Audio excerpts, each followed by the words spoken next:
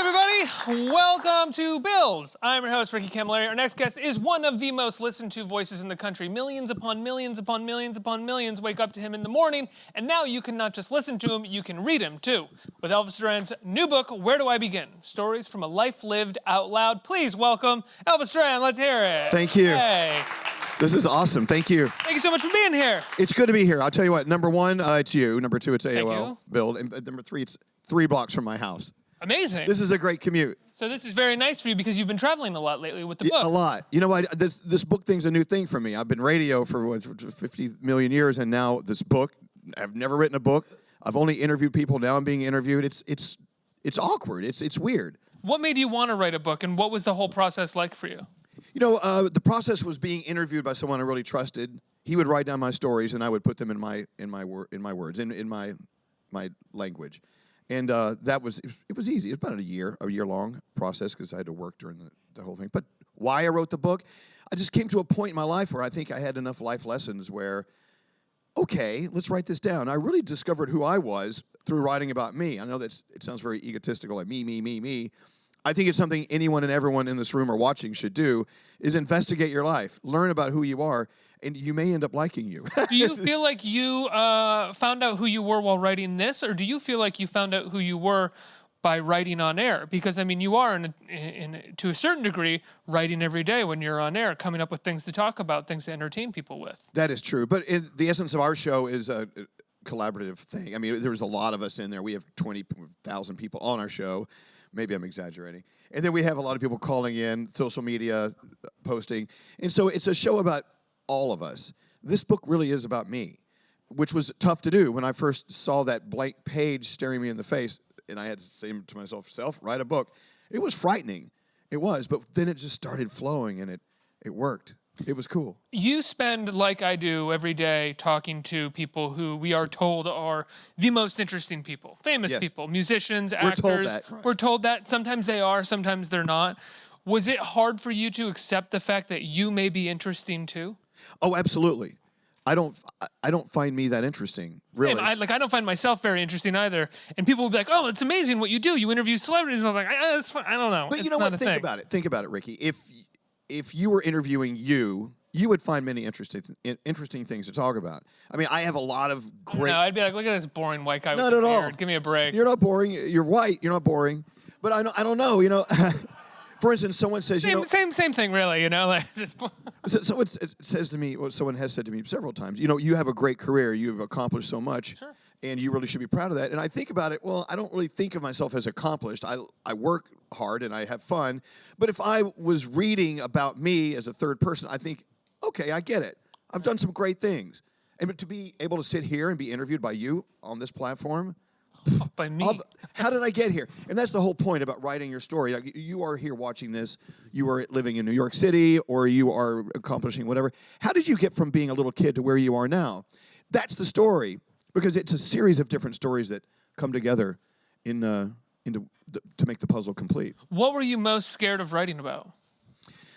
I wasn't really scared. Yeah. There is one chapter about politics. And what it did to people this last presidential election. I just saw just an awful, awful story unfold. People not talking to the people they love the most because they disagree with them politically. And I thought that was just awful.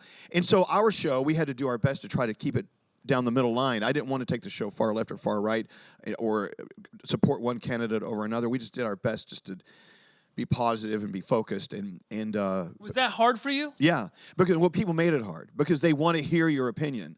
And if you give an opinion that's not their opinion, then they hate you and they don't listen to you. And the chapter in this book really explains how difficult that was, because that presidential election, it continues to this day.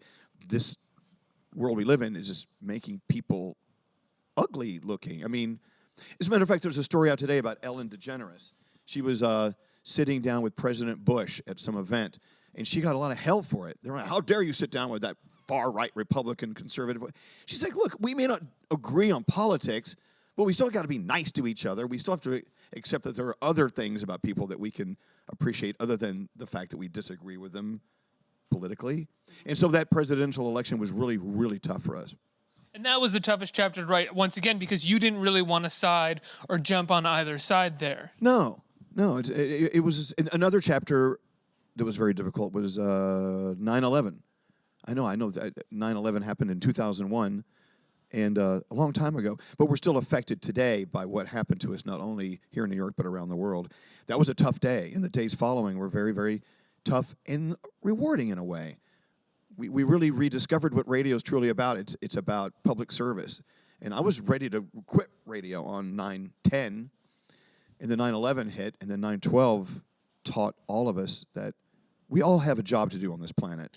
Do you feel like, and just going back to this last election in 2016, this focus, this need to be partisan and to talk about politics takes away from what you have found in your career really makes people what they are, which has nothing to do with their politics, but is about how they're entertained, how they love, how they talk about their lives? Well, there are so many things other than politics that we should be focusing on. Because you've entertained millions and millions of people by not talking about politics. Exactly. Yeah.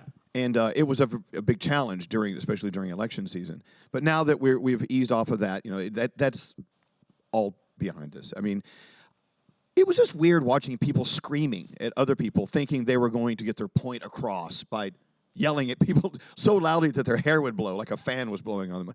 I thought that was just intriguing, and so we just tried our best and continue to try our best to counter that sort of attitude. I have to say, I appreciate that, because as a political person who grew up loving politics and talking about politics, I used to say, God, I just wish more people would talk about politics and more people would care about politics.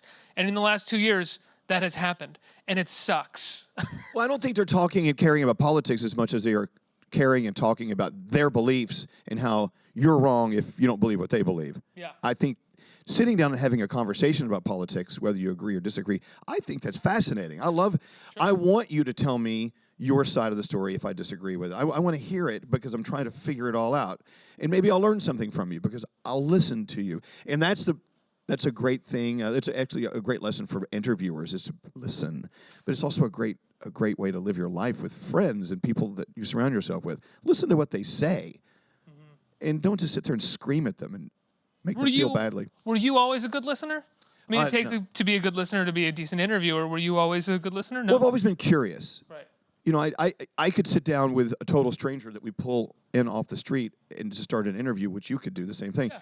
And we could Actually very fun. We could sit there for 3 hours and just talk about things and let the conversation take its course. Well, everybody has something that they do or something that they're interested in, and if you just start asking them about that, let them go.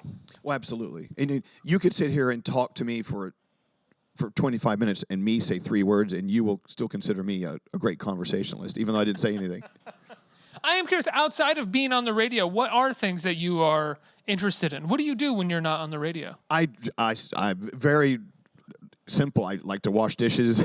Seriously, I mean. Do you really? I really find it cathartic. So do I. I wash a dish here and there. I love to cook. I love to try. It's so weird. No, I've never met anybody else who has said that, but that is 100% something that, like, I enjoy doing. Like, I will always be like, I got the dishes, because there's just something pensive and cathartic. Well, you know what it is also, and people will grimace. You like doing dishes? What is wrong with you? I like doing dishes because when you're doing dishes, no one wants to help, and they all leave. And so you have alone time because no one wants to hang out with the dish doer, doing dishes, cooking, traveling. My husband and I, we have a house out in Santa Fe, New Mexico. We spend half our time there. I can do Why shows. Santa Fe? I grew up going there, and Santa Fe is just a cool town. It's our little brown town. It has nothing in common with New York City. It's full of art. It's full of galleries. It's full of restaurants and writers and crystals, and people move there and change their name to Moon and Wolf. It's kind of weird. Sounds amazing. It's a great place. It's beautiful. You grew up in Texas, and you Yes. got your start in radio in Texas, right? Yeah. What was Texas radio? I know you got fired from your first job in radio. Several jobs. Oh, yeah. What was Texas radio like? Well, back then, Texas radio for me was, I was starting out at 15, 16, 18 years old. You knew you wanted to be in radio that young, right? When I was a little bitty kid, I wanted to be in radio, and that's another thing I sort of talk about it's what I talked about when I sat down to write this book. Is you have a dream as a kid, never forget that dream, and a lot of people do. A lot of people listen to other people tell them what they should do with their lives. You know what you need to do with your life. You are pre-wired to live this life. Don't leave that Don't leave that line. Yeah, but growing up in Texas, conservative state, a gay guy, I did fine. I have no complaints. I'm glad I ended up in New York. I don't know how I got here, but it's where the job was. That's true. You talk about in high school, you were basically out for by and large, right? And you had no problems whatsoever. Yeah, very unusual. And I had friends who were openly gay, and they had a tough time with it. But I had a great support system, friends, family, coworkers. It's been easy. It's been too easy for me. How did you get from Texas to New York? When you're in radio, back then it's so nomadic. You would just go to where the jobs were. It was the Dallas weekends, and then Austin, San Antonio, Houston, and then Atlanta, and then Philadelphia, and then New York, and then back down to Austin, and then to New Orleans, and back to New York. I mean, you go to where the job is. Thank God I had someone in New York that wanted to hire me. This is a great place to do radio. I'm curious, the title of the book is Stories from a Life Lived Out Loud. Right. Because you are living out loud all the time. You've been on radio for how long now? Since I was 15 years old, and I'm 55. That's an incredible amount of time. Yeah. I'm too old to do the math. Do you ever wonder who you are without being on the radio, without being public, without absolutely. living out loud? I wondered who I was. Now I pretty much have figured it out. I've learned the things you need to learn when you're an older guy. I've learned the power of the word no. Mm-hmm. I've learned to be a total jackass when people want to try to get me to do something I don't want to do. I've learned that I can sit back and relax and not worry about having to work. I'm not the kind of guy who needs to be working around the clock and reinventing myself. Otherwise, I'm not succeeding. I love time off. Are you the type of person who needs to be on air? Yeah. Yeah. But just 4 hours a day. Whenever I feel lost doing the interviews and 4 hours a day. That's it. I just go back to my core, which I just want to be a radio guy. That really is it. This book thing, it's fun when I do TV hits for different, like NBC or whatever, for entertainment purposes, whatever. That's for fun. But you like being in the studio. I love being in the studio with other people. With other people. So it's not just about you, really. No, You're no. kind of living out loud, but for the most part, you are creating a show with a group of people. Exactly. Well, Ricky, do you want to sit here and do this show by yourself staring at a camera? There are people that do that. I do not test the bounds of my narcissism, sir. No, you thrive talking to other people. I can tell. I would never be able to do that. You and I have that in common. Yeah. I don't think I could ever sit here alone and try to host a stand-up show. You could. I could. It wouldn't be very interesting if I did it. No, I would get bored too. I would get very insecure about why people were watching me and listening to me because I wouldn't want to.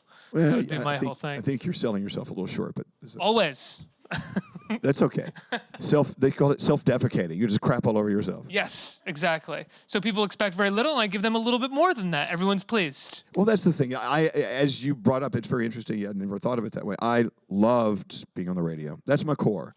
So whenever I feel lost in the world, I just know I can go back and do that, and I'm safe. I'm good. When do you feel most scared on the radio? Is there ever a moment where you have a big interview coming up? I know at one point you say in the book, really at the beginning of the book, you never really get nervous. But is there anything that still gets you nervous? Yes. The day after a major tragedy. Right. A school shooting or a shooting. We've had so many. We walk in the studio the next morning and people expect us to be there for them in a very personal way because we're not reading scripts. We're just talking from the heart. And so the day after something as tragic as a school shooting or whenever it happens, we have to be there. We have to truly have the courage to feel like they need us. We need to say and do the right thing here. That makes me nervous. That's a heavy responsibility. Yeah, and that sort of crosses that boundary of politics a little bit, where at this point, how do you stay in the middle? How do you create something that is entertaining, that is light, while at the same time, this tragedy has just happened? Do you forego doing anything light for 4 hours or playing any music that might lighten the mood and just focus on something that is solemn? I tell you, Ricky, let's take the Parkland, Florida school shooting. The morning after, I was walking to work, and I really wanted to go home and go back to bed because I'm thinking this is going to be a tough day.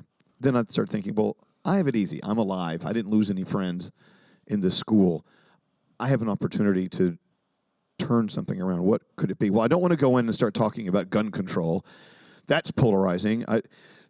We talked about teachers. My assistant Andrew said, there's this great website called donorschoose.org where public school teachers are actually looking for money because they can't get funding from the school systems. They're looking for money for projects in their classes. why don't we talk about teachers today? Because they were on the front line that day in Parkland, Florida. They were throwing their bodies over their students to keep them safe. Let's take care of them. So in that awful tragedy, we found an opportunity to help people who are the foundation of schools, and that's teachers. So anytime there's like after a tragedy, those are the tough days. Never a big interview or anything like that? Interviews don't scare me. No. Have they ever? Yeah. When you first started, they did? Interviews, well, you tell me. I mean, when you sit down to do it. You're not turning it around on me. Yes, I'm right turning now. this around. I'm going to interview you. Interviews, once you learn how to do them, are great. They're fun. You're curious. You want to make someone feel comfortable. You want them just to give you their all and tell me your story, Before I understood the simplicity of the interview, it was rough. What is the simplicity of the interview? Keeping it pure, just like you're doing with me right now. Just say what's on your mind. I mean, be ready. You and I both, I think, is the long form interview or in the very generous, lucky position of not having to come with a very serious, prepared group of questions that we have to sort of like smash somebody with in 4 minutes and then get out of there. But do you remember a time in your interviewing life where you were so busy thinking of your next question, you probably didn't hear the answer they gave you to your last question? The very beginning, where like I thought that I had more producers who were like telling me the questions that I had to do, and then eventually I had a laptop. Eventually, I think after a few weeks, I just kind of shut the laptop to show them that I was just going to kind of riff and go with it. You have to do that. You got to trust yourself. Yeah. I wrote about this in the book. I had to do an interview with Justin Bieber in my apartment, and Entertainment Tonight brought their cameras. And as a favor, I wanted to help them out. They wanted me to do this, and it was great. I had a lunch catered for Justin. And I think the guy, no matter what kind of hell you want to give him, he's got a lot of talent and whatever. So they gave me the Entertainment Tonight, the ET questions they wanted me to ask. Questions I never would have asked the guy. I mean, personal stuff, your relationship with your mom, and you peed in a guy's mop bucket. I don't know if you remember that story. Yeah, I do. That was one of my favorite videos of all time because when he was peeing, he was going, "Bad boys, we're bad boys." Exactly. Well, they wanted me to ask those questions. So funny. And I was under the impression that those questions had already been asked and those stories were gone. Let's talk about your music. Let's talk about something else, Justin. But I asked the Entertainment Tonight questions, and I just felt like a total schmuck. And I felt awful because those are not the questions I would have asked. I actually apologized to him. Say, I'm sorry. I was doing someone else's interview. Well, there's also an aspect of that with those questions. They've already been asked. Right. The story's already been written, but someone wants to write the story again because that's the thing that they'll get the click. So you're not even really engaging in anything new. You're just dragging this person through old mud. It was stupid. Yeah. And I will never do that again. I've done that before. Well, we all have done it because we're trying to figure out our place in this world of interviewing, Yeah. And I did. I learned my lesson. I'll never do that. I'll never let a producer tell me what questions I must ask. I remember one of the first people that I interviewed that I had to do something like that with. I will keep them nameless. When the interview was over, he grabbed my hand and he looked me in the eye and said, "Well, I hope you got everything that you needed," and then stormed off. Oh, screw you. No, he wasn't wrong. It was like a real tawdry interview that I went for. I went for all of the clickbaity headlines. You'll never do that again, will you? We're not doing it right now, are we? Well, I don't know what they would be, really. There's really nothing tawdry about. I mean, there's a lot of cheap stuff about me, but nothing. What tawdry. are the cheap things about? I don't know. I'm an old crack whore. What do you want from me? Kidding. You know what it is? We have a responsibility to make our guest feel comfortable, and then that's where the interview starts. I'm not going to ask anyone about something that's in the headlines already. You cheated on your boyfriend to sleep with your girlfriend. Who cares? I mean, lots of people care, and your bosses probably care, but they don't. Yeah. Oh, really? Good for you. Mine don't either. My bosses leave me alone. I mean, the only time I hear from my bosses is if we've done something awful, which is rare. But what's the most awful thing you've done on air that you've gotten flack for? Well, you piss off clients, things like that, where the money is. They follow the money. But all in all, we do a good job. We're good. We're trustworthy. We have some time for questions in the audience. Who has a question? Right here. Hi, Elvis. First of all, hello, lady. Hi. Hello, lady. How are you? If there was one person you could interview, either dead or alive, who would it be and why? Dead or alive? Dead would be Ben Franklin. I mean, he flew a kite and electricity. You know, I don't know how that story goes, but That's why you want to interview him, because you don't want to read a book about him. yeah, I know. It's like Ben Franklin just interests me.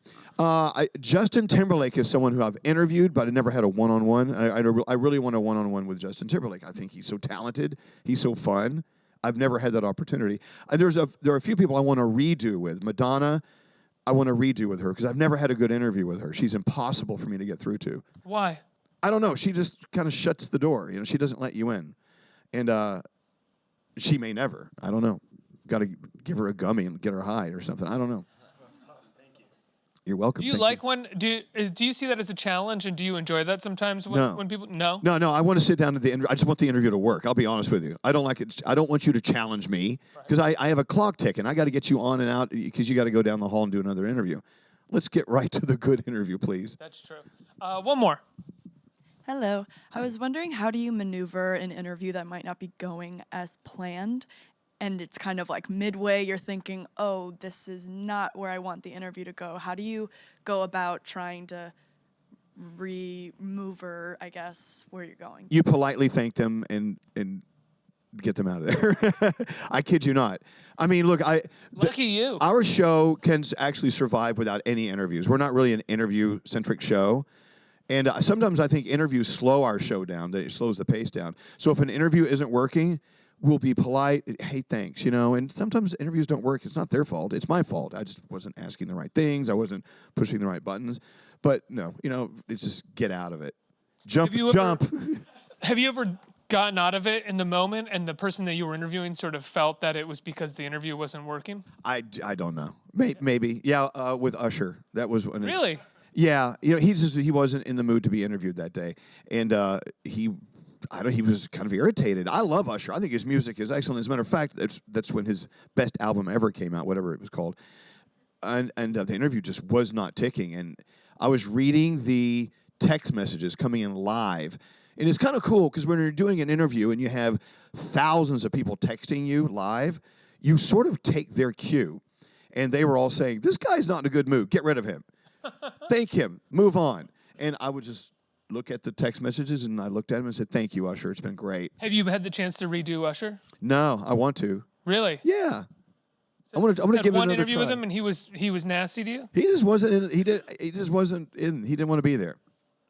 Fair enough. You know what? Do you feel for them when they're like that? I kind of do sometimes, because they're doing a bunch of interviews in a day, maybe in a week or two. If someone shows up here and they're kind of like, I know other people will kind of be like, well, they should be much nicer. They're being a jerk. And it's like, well, I think that's okay. This is the only, they may be having a bad day. Ricky, this is your time. Your time is valuable. AOL's time is valuable. Build's time is valuable. You know, if I'm going to come in here and you're going to be polite enough to invite me to be interviewed by you, I need to be cool to you. I should have called in sick today if I was in a bad mood. But, we can... That's even worse, though. Well, no, but you can work through that. You got to be on. If you're starring in Les Mis on Broadway, no one cares if you're sick or in a bad mood. They want to see you dancing. So you see the interviews as like an eternal part of the job as well, just as important as being on when you're recording the song or shooting the movie. Yeah. Look, you know what? You're giving me a platform to sell my book. Sure. The least I could do is come in here and be cool or be nice. You have. Well, my questions weren't directed to you. But I like you, Ricky. I like you too, Elvis. The book, Where Do I Begin? Stories from a Life Lived Out Loud, is on shelves now. Yes. People can pick it up. Oh, please pick at up bookstores dozens or yes. on Amazon.com or all the places. Barnes and Noble, Costco. Costco, yeah. Costco. Are you kidding me? They sell a lot of books. Of course they do. And chickens and cash registers. They have everything at Costco. Elvis Duran, everybody, let's hear it. Thank you, Ricky.